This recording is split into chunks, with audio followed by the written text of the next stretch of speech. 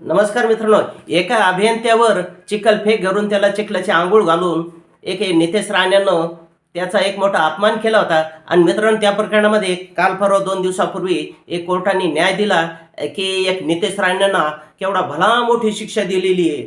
जिंदगीभर बाहेर येतात की नाही अशी 1 महिन्याची शिक्षा आणि 1 लाख रुपयाचा दंड दिला.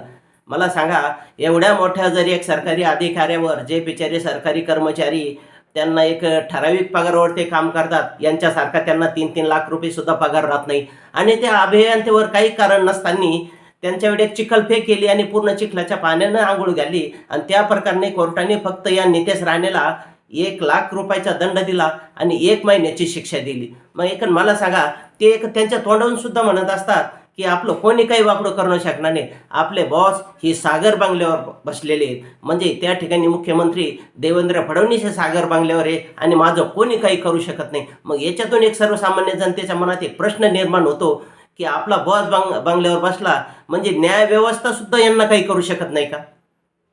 आता हे दंड झाला, शिक्षा झाली, सर्वांना माहीत होती हे महाशय काही शिक्षा भोगणार नाही आणि कुठंतरी जामीन यांना ताबडतोब मिळतात. परत एक प्रश्न निर्माण होतो, एका कोर्टानं शिक्षा द्यायची, मग ते सेशन कोर्ट असेल, हायकोर्ट असेल, सुप्रीम कोर्ट असेल, सर्वोच्च न्यायालय असेल, अक्षर शिक्षा जर रद्द करीत जर बसत, मग ही न्यायव्यवस्था सुद्धा गरिबासाठीच आहे का? गरिबांना जर एखादी शिक्षा झाली की लगेच बिचारा त्याजवळ कुठं पैसा नसतात, काही नाही, त्याला ती शिक्षा भोगावी लागते. मग हा प्रश्न निर्माण होतो, ही न्यायव्यवस्था फक्त गरिबासाठीच आहे का? ही जे काही मोठे मोठे राजकारणी हे ते ज्याप्रमाणे आपण बिल्डिंगला लोखंड वापरतो त्या पद्धतीने हे त्या लोखंडासारखा त्या न्यायव्यवस्थेचा जर वापर करीता न्यायव्यवस्था जर वागत असेल तर मग काय प्रश्न आहे, याच्यातून हे काय सिद्ध होतंय? आता या माणसाला, सर्वसामान्य माणसाला माहीत होतं की याला काही शिक्षा होणार नाही, याचे बॉस हे सागर बंगल्यावर बसलेले. मित्रांनो, मग मला सांगा, ही फक्त गरिबांनाच नियम पाळायचे आहेत का? आणि हे सरकार न्यायव्यवस्थेचा आहे. न्याय एवढा मोठा गंभीर गुन्हा केला असताना फक्त एकच जर महिन्याची शिक्षा आणि 1 लाख रुपयाचा दंड, यांच्यापायी 1 लाख रुपये काय हे आहे का? मित्रांनो, अशा व्यक्तीला सर्वात जास्तीत जास्त शिक्षा व्हायला पाहिजे, जेणेकरून जे कोणी असं काही गुन्हेगार असतील त्या गुन्हेगाराला सुद्धा पुढचे एक विचार करावा लागेल की अमक्या अमक्या प्रकरणामध्ये अमक्या अमक्या महाशयांना एवढी एवढी शिक्षा झाली. त्यावेळेस मित्रांनो, आता यांना 1 महिन्याची शिक्षा दिली, 1 लाख रुपयाचा दंड दिला, म्हणजे काही एवढे मोठे करोडोपती अब्जोपती असणाऱ्या व्यक्तीला जर असं जर दिलं तर मित्रांनो, ही गुन्हेगारी कमी न होता वाढतच जाईल. बघू आपण मीडियाच्या माध्यमातून मित्रांनो काय पुढे. आपला बॉस बसलाय सागर बंगल्यावर, काही होत नाही आम्हाला. आज जरी फडणवीसांनी ही शिक्षा पूर्ण होऊ दिली नाही, पण भविष्यात जेव्हा ठाकरेंचं सरकार येईल तेव्हा ही 1 महिन्याची शिक्षा नक्कीच पूर्ण करून घेतली जाईल, याची गॅरंटी ठाकरेंच्या प्रवक्त्याने दिली.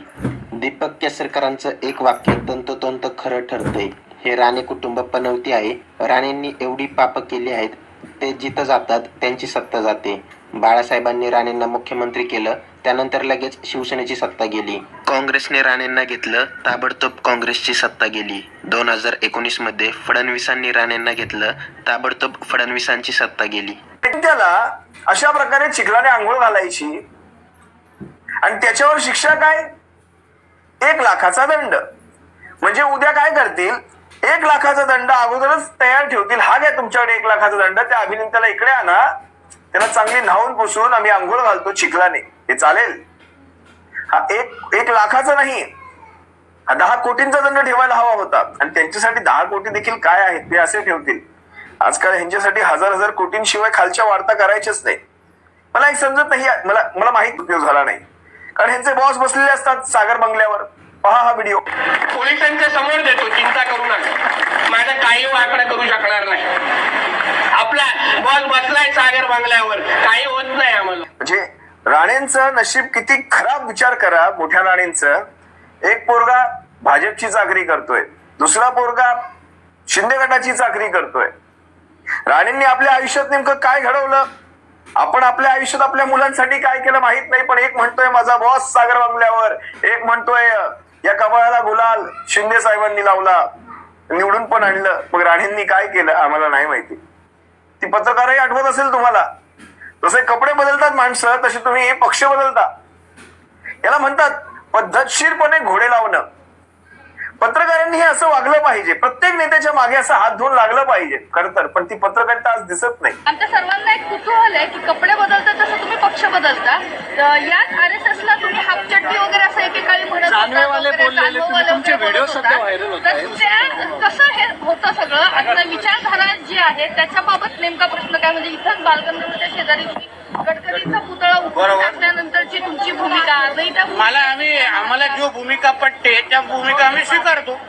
कपडे बदलतो आणि पक्ष बदलता म्हणजे तुम्हाला अशी इच्छा असेल की मी तुमच्या प्रश्नाला उत्तर देऊन तुम्हाला TRP वाढू मॅडम, नाही, तसं मी वाढणार नाही. तुम्ही मला कधीतरी नंतर बोला, तुम्ही मला कधी नंतर विषय आहे. अगदी पद्धतशीरपणे त्या महिला पत्रकाराने त्यांच्या राजकीय अब्रूला पद्धतशीर घोडे लावले. वर कॅमेऱ्यासमोर विचारलं, जसे लोक कपडे बदलतात तुम्ही पक्ष बदलता. आजकाल असे पत्रकार मिळत नाहीत, असे पत्रकार फार काही बोलत नाहीत. त्यांचा बॉस कदाचित सागर बंगल्यावर बसतो, याचा हा परिणाम असावा. काही का असे ना, पण ज्या वेळेस मी हा व्हिडिओ पहिल्यांदा पाहिला होता, ज्यावेळेस हा व्हिडिओ मी पहिल्यांदा पाहिला, मी 100दा पाहिला, पण मला हसू आवरेना. ज्यावेळेस मी त्याचं तोंड पाहत होतो, त्या नितेश राणेंचं तोंड पाहत होतो, मला ह्याचाच एक व्हिडिओ आठवायचा, हा व्हिडिओ आठवायचा. ज्यावेळेस सामची ती महिला पत्रकार म्हणते, लोक जेवढे कपडे बदलत नाहीत तेवढे तुम्ही पक्ष बदलता, आणि त्यानंतर नितेश राणेचं जे तोंड झालं होतं, माझ्या तोंडी एक वेगळा शब्द येत होता, तुम्हाला माहितीये कुठला शब्द असेल तो, पण त्यावेळेस नितेश राणेचं जे तोंड झालं होतं ते पाहताना माझ्याही चेहऱ्यावर अगदी असंच हसू होतं. जराही कमी जास्त नाही, अगदी असंच हसू होतं. काही का असे ना, पण ह्या नितेश राणेचं हे कुत्सित हसू शिवसैनिकांना तुमच्या माझ्यावर उधार राहील. हे हसू याला व्याजा सकट परत करायचंय. हे कधी विसरू नका शिवसैनिकांनो, का कुणास ठाऊक, पण याचं ते हसू ऐकल्यानंतर तळपायची आग मस्तकात गेली. हे कुत्सित हसू पाहिल्यानंतर मी तुम्हाला केसरकरांचा एक व्हिडिओ दाखवतो, ज्यामध्ये केसरकर म्हणतायत, आणि केसरकरांना चांगलंच माहितीये, आज केसरकर भले मान झुकवून चालत असतील, त्यांचे दिवस खराबच म्हणा. खरात बाबाच्या प्रकरणामधून अनेक प्रकरण त्यांच्या अंगाशी शेकलेत, पण काही का असे ना, हा केसरकर त्यावेळेस जे वाक्य म्हणला होता ते अगदी खरं आहे. या कुटुंबाने इतकी पापं केली आहेत की जिकडे जातात त्यांची सरकार उलटतात. जरा पहा काय म्हणाल. मोदींची भाजप राहिलेली नाही आहे, ही राणेंची भाजप झालेली आहे, लक्षात ठेवा. आणि एकच गोष्ट मी तुम्हाला सांगतो की यांनी एवढी पापं केलेली आहेत की ज्या ज्या ठिकाणी जातात त्याची सत्ता जाते. बाळासाहेबांनी एवढं मोठं उदाहरण केलं आणि यांना मुख्यमंत्री नेमलं, ताबडतोब शिवसेनेची सत्ता गेली. काँग्रेसने यांना आपल्यामध्ये घेतलं आणि महसूल मंत्री केलं, ताबडतोब काँग्रेसची सत्ता गेली. मी परत सांगत होतो फडणवीस साहेबांना, माझे खूप चांगले संबंध होते, त्यांच्या डिपार्टमेंटचा मी राज्यमंत्री होतो. साहेब यांना घेऊ नका, तुम्हाला धोका आहे. पुढचं सगळं तुम्ही बघितलेलं आहे काय घडलं ते. फडणवीस साहेबांना आज सुद्धा मी सांगितलेले वाक्य लक्षात असतील. माझी काय मोदी साहेबांची एवढी ओळख नाही, परंतु पुढचा धोका मोदी साहेबांना सुद्धा होऊ शकतो, एवढं मात्र मी तुम्हाला सांगतो. हे केसरकर एकेकाळी शिवसेनेत असताना वाघ बनून फिरायचे. ही असली विधानं शिवसेनेतली. आता हे केसरकर ही असली विधानं करू शकतात का? विचार करा. या एकनाथ शिंदेसोबत जाऊन केसरकर राणेंसमोर हे असे झाले.